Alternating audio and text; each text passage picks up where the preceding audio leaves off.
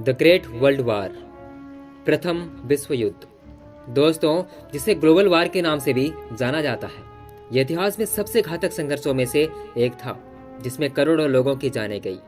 इसे the great world war के नाम से इसलिए कहा जाता था क्योंकि किसी को उम्मीद नहीं थी कि इसके बाद और भी युद्ध होने वाला है। सेकंड वर्ल्ड वार के बाद इसे फर्स्ट वर्ल्ड वार के नाम से जाना जाने लगा। इसे फर्स्ट वर्ल्ड वार इसलिए भी कहते हैं क्योंकि इतने सारे देशों ने पहली बार आपस में युद्ध किया। यह युद्ध एशिया, अफ्रीका, यूरोप जैसे महाद्वीपों पर लड़ा गया। इसमें धन संपत्ति से लेकर जान माल तक की नुकसान हुई। कई देशों को अर्थव्यवस्था की नुकसान भी झेलनी पड़ी। इसमें कई देशों से मिलकर बड़ी बड़ी शक्तियों की उदय हुई। दोस्तों, उससे पहले हमें जानना चाहिए कि इसमें कौन कौन से देश इन्वॉल्व थे। इस वॉर में दो ग्रुप थे।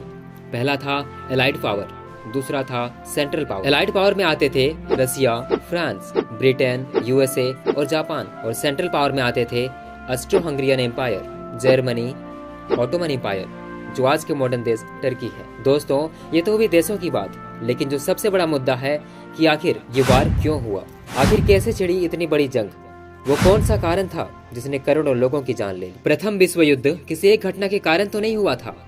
1914 तक कई तरह की अलग अलग घटनाएं हुई जो युद्ध के कारण बने। प्रथम विश्व युद्ध के कारण जर्मनी की विस्तारवादी रणनीति से लेकर साम्राज्यवाद और सैन्यकरण तक थे। प्रथम विश्व युद्ध का साम्राज्यवाद, बढ़ती प्रतिद्वंद्विता और बड़े साम्राज्यों की महत्वाकांक्षा के परिणाम स्वरूप संघर्षों में वृद्धि ने प्रथम विश्व युद्ध के विस्फोट का कारण बना।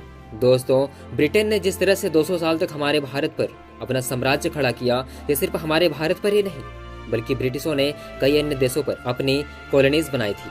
और ये सिर्फ ब्रिटिश ही नहीं बल्कि कई देश, जर्मनी, फ्रांस, यूरोप और कई अन्य देश थे जिन्होंने साम्राज्यवाद का फायदा उठाकर अन्य देशों पर राज किया। और यही साम्राज्यवादी के चलते जंग छिड़ गई।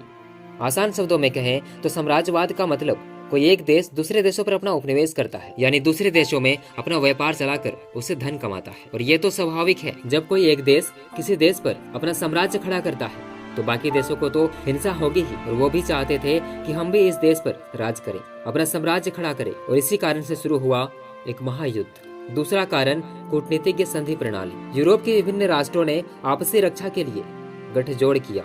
इन संधियों के आधार पर यदि उन पर हमला हुआ तो संबद्ध राष्ट्रों को एक दूसरे की रक्षा करने के लिए बाध्य किया गया था। 1882 में त्रिपक्षीय गठबंधन में इटली, ऑस्ट्रिया हंगरी और जर्मनी सहयोगी थे। 1907 तक रूस, फ्रांस और ब्रिटेन से बना त्रिपक्षीय गठबंधन समाप्त हो गया था। इसलिए यूरोप में दो विरोधी गुट थे। तीसरा कारण सैन्यकरण। 20वीं सदी में दुनिया के प्रवेश करते ही हथियारों को लेकर प्रतियोगिता शुरू हो गई। 1914 तक जर्मनी ने अपने सैन्य विस्तार में सबसे बड़ी वृद्धि की। इस दौरान जर्मनी और ब्रिटेन दोनों ने अपने युद्ध पोतों में उल्लेखनीय वृद्धि की। दुनिया के सैन्यकरण ने देशों के युद्ध में शामिल होने में योगदान दिया। चौथा कारण राष्ट्रवाद। ऑस्ट्रिया हंगरी के बजाय सर्बिया में शामिल होने के लिए हर्जेगोविना और बोस्निया में स्लाव लोगों की इच्छा संघर्ष की शुरुआत में एक प्रमुख कारक थी। इस तरह राष्ट्रवाद ने युद्ध को चिंगारी दी। पांचवा कारण आर्कड्यूक फ्रांस फर्डिनेंट। जून 1914 में बोस्निया में साराजेवो की यात्रा के दौरान आर्कड्यूक फ्रांस फर्डिनेंट की हत्या कर दी गई। Archduke Franz Ferdinand Austria Hungary के राजा के उत्तराधिकारी थे।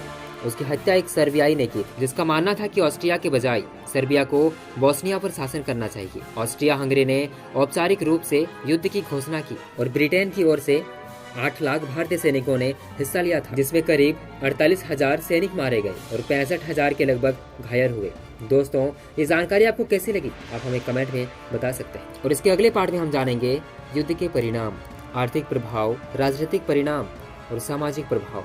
इसलिए अगर अभी तक आपने हमारे चैनल को सब्सक्राइब नहीं किया है तो तुरंत कर लें। धन्यवाद।